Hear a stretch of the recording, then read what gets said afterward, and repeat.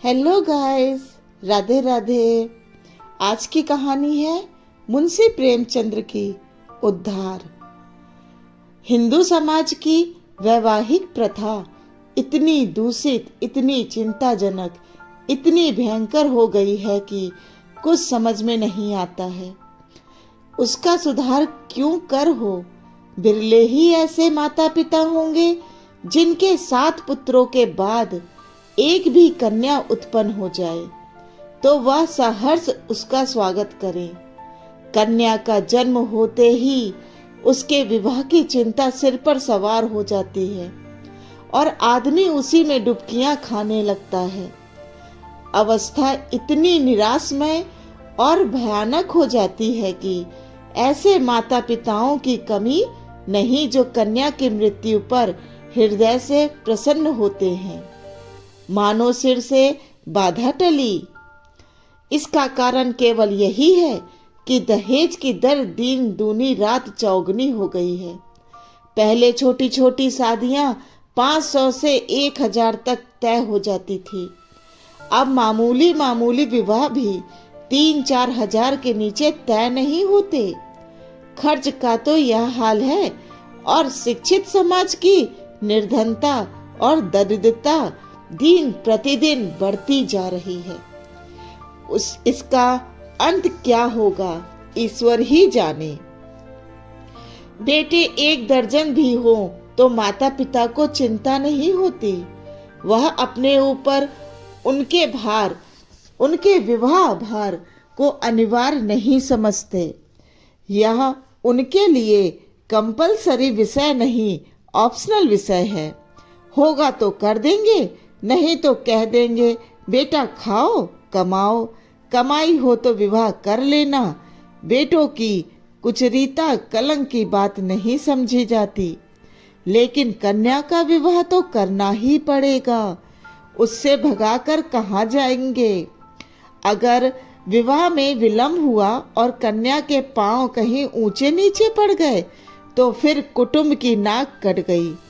वह पतित हो गया, टाट बाहर कर दिया। अगर वह इस दुर्घटना को सफलता के साथ गुप्त रख सका तब तो कोई बात नहीं, उसको कलंकित करने का किसी का साहस नहीं है। लेकिन भाग्यवश यदि वह उसे छिपा न सका, भांडा फोड़ हो गया, तो फिर माता पिता के लिए, भाई बंधुओं के लिए संसार में मुंह दिखाने को नहीं रहता। कोई अपमान इससे दुस्साहस, कोई विपत्ति इससे भीषण नहीं। किसी भी व्याधि की उसे भयंकर कल्पना नहीं की जा सकती। लुत्फ तो यह है कि जो लोग बेटियों के विवाह की कठिनाइयों को भोग चुके होते हैं वही अपने बेटों के विवाह के अवसर पर बिल्कुल भूल जाते हैं कि हमें कितनी ठोकरें खानी पड़ी थी। जरा भी सहानुभूति प्रकट नहीं करते, बल्कि कन्या के विवाह में जो तावना उठाए थे उसे चक्रवृद्धि ब्याज के साथ बेटे के विवाह में वसूल करने पर कटिबद्ध हो जाते हैं। कितने ही माता पिता इस चिंता में ग्रहण कर लेते हैं। कोई बूढ़े के गले कन्या को मढ़कर अपना गला छुड़ाता है। पात्र कुपात्र के विचार करने का मौका कहाँ, ठेलम ठेल है। मुंशी गुलजारी लाल ऐसे ही हतभागे पिताओं में थे। यूं उसकी स्थिति बुरी नहीं थी। 200-250 रुपए महीने वकालत से पीट लेते थे, लेकिन खानदानी आदमी थे। उदार हृदय, बहुत किफायत करने पर भी माकूल बचत न हो सकती थी। संबंधियों का आदर सत्कार न करें तो नहीं बनता, मित्रों की खातिरदारी ना करें तो नहीं बनता। फिर ईश्वर के दिए हुए 2 पुत्र थे, उनका पालन पोषण शिक्षण का भार था। क्या करते? पहली कन्या का विवाह टेढ़ी खीर हो रहा था। यह आवश्यक था कि विवाह अच्छे घराने में हो, अन्यथा लोग हंसेंगे और अच्छे घराने के लिए कम से कम 5000 का लखमीना था। उधर पुत्री सयानी होती जा रही थी। वह अनजान जो लड़के खाते थे, वह अनाज जो लड़के खाते थे वह भी खाती थी। लेकिन लड़कों को देखो तो जैसे सूखों का रोग लगा हो, और लड़की शुक्ल पक्ष का चांद हो रही थी। बहुत दौड़ धूप करने पर बेचारे को एक लड़का मिला। बाप सरकारी विभाग में 400 रुपए का नौकर था। लड़का सुशिक्षित। पत्नी से आकर बोले, लड़का तो मिल गया और घर बार भी अच्छा है, लेकिन कठिनाई यह है कि लड़का कहता है मैं विवाह नहीं करूंगा। बाप ने समझाया, मैंने कितना समझाया औरों ने समझाया, पर वह टस से मस नहीं होता। कहता है मैं कभी विवाह नहीं करूंगा। समझ में नहीं आता कि वह विवाह से इतनी घृणा क्यों कर रहा है। कोई कारण नहीं बतलाता, बस यही कहता है मेरी मर्जी। माँ बाप का इकलौता लड़का है, उनकी परम इच्छा है कि इसका विवाह हो जाए, पर करे क्या। उन्होंने फलदान तो रख लिया है, पर मुझसे कह दिया है कि लड़का स्वभाव का हठीला है, अगर ना मानेगा तो फलदान आपको लौटा दिया जाएगा। पत्नी बोली, तुमने लड़के को एकांत में बुलाकर पूछा नहीं?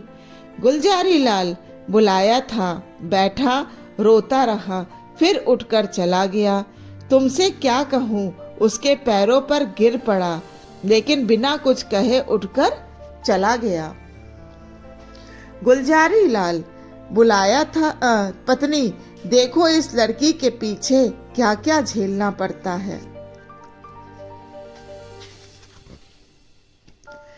गुलजारी लाल, कुछ नहीं, आजकल के लड़के सैलाना होते हैं, अंग्रेजी पुस्तकों को पढ़ते हैं कि विलायत में कितने ही लोग अविवाहित रहना पसंद करते हैं, बस यही सनक सवार हो जाती है। निर्द्वंद रहने में ही जीवन की सुख और शांति है। जितनी मुसीबतें हैं वह सब विवाह में है। मैं भी कॉलेज में था तब सोचा करता था कि अकेला रहूंगा और मजे से सैर सपाटा करूंगा। पत्नी, है तो वास्तव में बात यही। विवाह तो सारी मुसीबतों की जड़ है। तुमने विवाह न किया होता तो क्यों ये चिंताएं होती। मैं भी कुंवारी रहती तो आराम से रहती। इसके ठीक 3 महीने बाद मुंशी गुलजारी लाल के पास वर ने यह पत्र लिखा। पूज्यवर, सादर प्रणाम।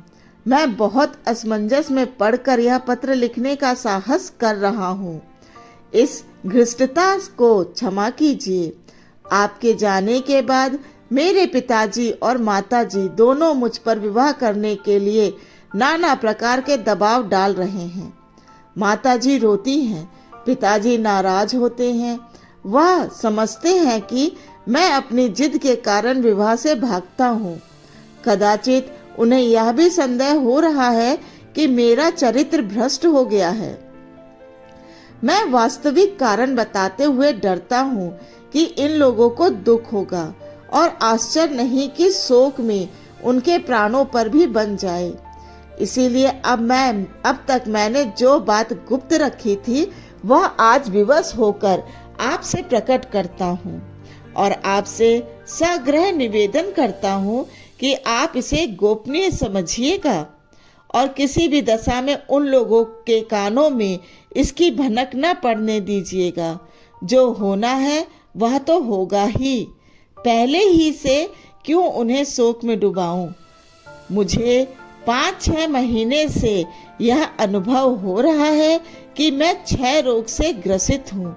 डॉक्टरों की भी यही राय है। अगर मैं माता पिता से यह कह दूं तो वह रो रो कर मर जाएंगे। जब यह निश्चित है कि मैं संसार में थोड़े ही दिनों का मेहमान हूँ, तो मेरे लिए विवाह की कल्पना करना भी पाप है।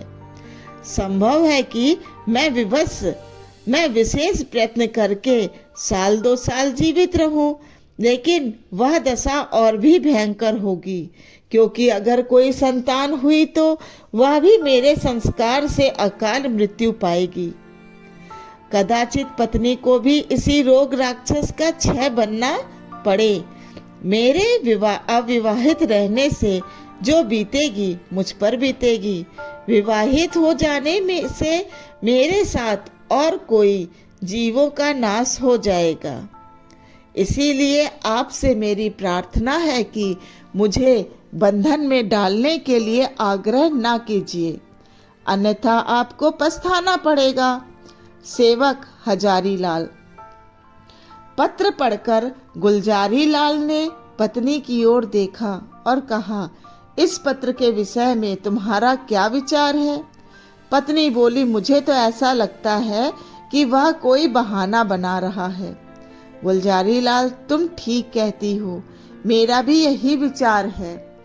वह समझ रहा है कि बीमारी का बहाना बना दूंगा तो अपने आप हट जाएंगे। दरअसल बीमारी कुछ भी नहीं, मैंने तो देखा ही था, चेहरा चमक रहा था, बीमार का मुंह छिपा नहीं रहता। पत्नी, राम नाम लेकर विवाह करो, कोई किसी का भाग थोड़े ही पढ़े बैठा है। गुलजारी लाल, यही तो मैं भी सोच रहा हूँ। पत्नी, ना हो किसी डॉक्टर से लड़के को दिखाओ, कहीं सचमुच यह बीमारी हो तो बेचारी अम्बा कहीं की नहीं रहेगी। गुलजारी, तुम पागल हो क्या? सब हीले हवाले हैं, इन छोकरों के दिल का हाल मैं खूब जानता हूँ। सोचता होगा अभी सैर सपाटे कर रहा हूँ, विवाह हो जाएगा तो वह गुलछर्रे कैसे उड़ेंगे। पत्नी, तो शुभ मुहूर्त देखकर लगन भिजवाने की तैयारी करो। इधर हजारी लाल बड़े धर्म संकट में था। उसके पैरों में जबरदस्ती विवाह की बेड़ियां डाली जा रही थी और वह कुछ न कर सकता था। उसने ससुर को अपना कच्चा चिट्ठा कह सुनाया, लेकिन किसी ने उसकी बातों पर विश्वास नहीं किया। माँ बाप से अपनी बीमारी का हाल कहने का उसे साहस न होता था। न जाने उसके दिल पर क्या गुजरे, न जाने क्या कर बैठे। कभी सोचता किसी डॉक्टर की शहादत लेकर ससुर के पास भेज दूं, मगर फिर ध्यान आता यदि उन लोगों को उस पर भी विश्वास न आया तो आजकल डॉक्टरी से सनद ले लेना कौन सा मुश्किल काम है। सोचेंगे किसी डॉक्टर को कुछ दे दिलाकर खिला लिया है होगा।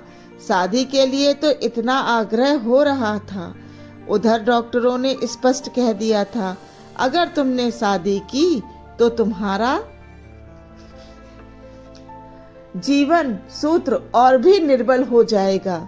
महीनों की जगह दिनों में वारा न्यारा हो जाने की संभावना है।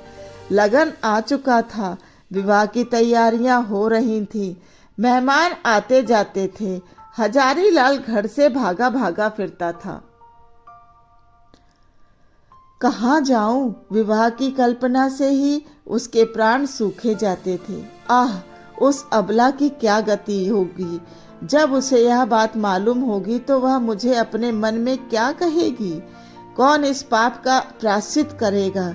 नहीं, मैं उस अबला पर घोर अत्याचार नहीं करूंगा।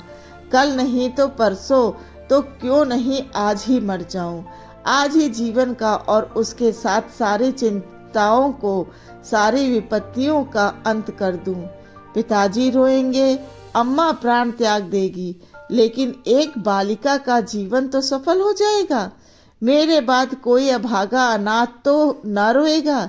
क्यों ना चलकर पिताजी से कह दूं, वे 1-2 दिन दुखी रहेंगे। अम्मा जी 2-1 रोज शोक से निराहार रह जाएंगी। कोई चिंता नहीं, अगर माता पिता के इतने कष्ट से एक युवती के प्राण रक्षा हो जाए तो क्या छोटी बात है। इसी सोच विचार में उसे 10 बज गए। तब वह उठा और आकर पिता के सामने खड़ा हो गया। उस समय उसके पिता दरबारी लाल चारपाई पर लेटे हुक्का पी रहे थे। आज उनका सारा दिन दौड़ धूप में गुजरा था। सामियाना तय किया, बाजे वालों को बयाना दिया, आतिशबाजी, फुलवारी आदि का प्रबंध किया। घंटों ब्राह्मणों के साथ सर मारते रहे। इस समय जरा कमर सीधी कर रहे थे कि तभी हजारी लाल को सामने देखकर चौंक पड़े। उसका उतरा हुआ चेहरा, सजल आंखें और कुटिल मुख देखा तो कुछ चिंतित होकर बोले, क्यों लालू, तबीयत तो ठीक है ना? कुछ उदास मालूम होते हो। हजारीलाल, पिताजी, मैं आपसे कुछ कहना चाहता हूँ, लेकिन मुझे डर है कि कहीं आप अप्रसन्न न हो जाएं। दरबारी लाल समझ गया, वही पुरानी बात है ना, उसके सिवा कोई दूसरी बात हो तो शौक से कहो। हजारीलाल, पिताजी, मुझे खेद है कि मैं उसी विषय में कुछ कहना चाहता हूँ। दरबारी लाल, यही कहना चाहते हो ना कि मुझे इस बंधन में ना डालिए, मैं इसके अयोग्य हूँ, मैं यह भार नहीं सह सकता, मेरी बेड़ी मेरी गर्दन को तोड़ देगी, आदि या कोई नई बात। हजारीलाल जी, नहीं, नई बात है। मैं आपकी आज्ञा पालन करने के लिए सब प्रकार से तैयार हूँ, लेकिन एक ऐसी बात है जिसे मैंने अब तक छिपाया था, उसे भी प्रकट कर देना चाहता हूँ। इसके बाद आप जो कुछ निश्चय करेंगे उसे मैं शिरोधार्य करूँगा। फिर हजारीलाल ने बड़े विनीत शब्दों में अपना आशय कहा, डॉक्टरों की राय भी बयान की और अंत में कहा, ऐसी दशा में मुझे पूरी आशा है कि आप मुझे विवाह करने के लिए बाध्य नहीं करेंगे। यह सुनकर दरबारी लाल ने पुत्र के मुख की ओर गौर से देखा। उन्हें उसकी बातों पर विश्वास न हुआ, लेकिन अपना अविश्वास छिपाने और अपना हार्दिक शोक प्रकट करने के लिए वे कई मिनट तक गहरी चिंता में मग्न रहे। फिर उन्होंने पीड़ित कंठ से कहा, बेटा, इस दशा में तो विवाह करना और भी आवश्यक है। ईश्वर न करे कि हम वह बुरा दिन देखने के लिए जीवित रहें, लेकिन विवाह हो जाने से तुम्हारी कोई निशानी तो रह जाएगी।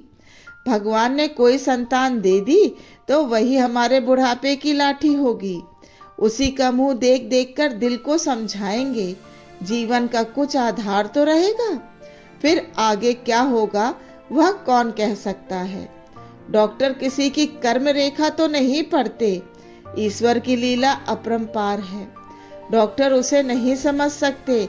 तुम निश्चिंत होकर बैठो, हम जो कुछ करते हैं करने दो, अगर ईश्वर ने चाहा तो सब अच्छा होगा। पिता की बातों का हजारीलाल ने कोई उत्तर नहीं दिया। आंखों में आंसू आ गए, कंठावरोध के कारण मुंह तक ना खोल सका। चुपके से आकर अपने कमरे में लेट गया। 3 दिन गुजर गए, लेकिन हजारीलाल कुछ निश्चय ना कर सका। विवाह की पूरी तैयारियां हो चुकी थी, मंत्री की पूजा हो चुकी थी और द्वार पर बाजों का शोर मचा हुआ था। मोहल्ले के लड़के जमा होकर बाजा सुनते थे और उल्लास से इधर उधर दौड़ते थे। संध्या का समय था, बारात आज रात की गाड़ी से जाने वाली थी।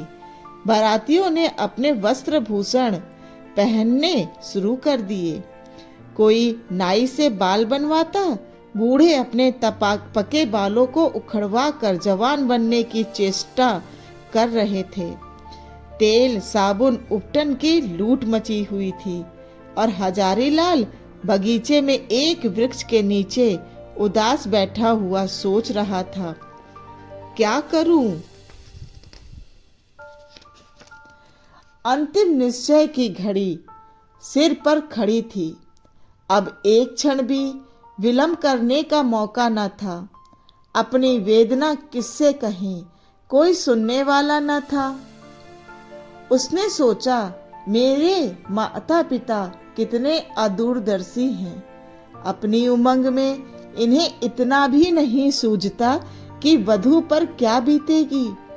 वधू के माता पिता कितने अदूरदर्शी हैं, अपनी उमंग में भी इतने अंधे हो रहे हैं कि देखकर भी नहीं देखते, जानकर नहीं जानते। क्या यह विवाह है? कदापि नहीं। या तो लड़की को कुएं में डालना है, भाड़ में झोंकना है। कोई यातना इतनी दुस्साह कर अपनी पुत्री को वैद्य की अग्नि कुंड में डाल देते हैं। यह माता पिता हैं? कदापि नहीं। यह लड़की के शत्रु हैं, कसाई हैं, हत्यारे हैं। क्या इनके लिए कोई दंड नहीं, जो जानबूझकर अपनी प्रिय संतान के खून से अपने हाथ रंगते हैं? उसके लिए कोई दंड नहीं, समाज भी उन्हें दंड नहीं देता, कोई कुछ नहीं कहता। हाय, यह सोचकर हजारी उठा और एक और चुपचाप चल दिया। उसके मुख पर तेज छाया हुआ था। उसने आत्म बलिदान से इस कष्ट का निवारण करने का दृढ़ संकल्प कर दिया था। उसे मृत्यु का लेस मात्र भी भय नहीं था। वह उस दशा तक पहुंच गया था जब सारी आशाएं मृत्यु पर ही अवलंबित हो जाती हैं। उस दिन से फिर किसी ने हजारी लाल की सूरत नहीं देखी। मालूम नहीं जमीन खा गई या आसमान। नदियों में जाल डाले गए, कुओं में बांस पड़ गए, पुलिस में हुलिया गया, समाचार पत्रों में विज्ञप्ति निकाली गई, लेकिन कहीं पता न चला।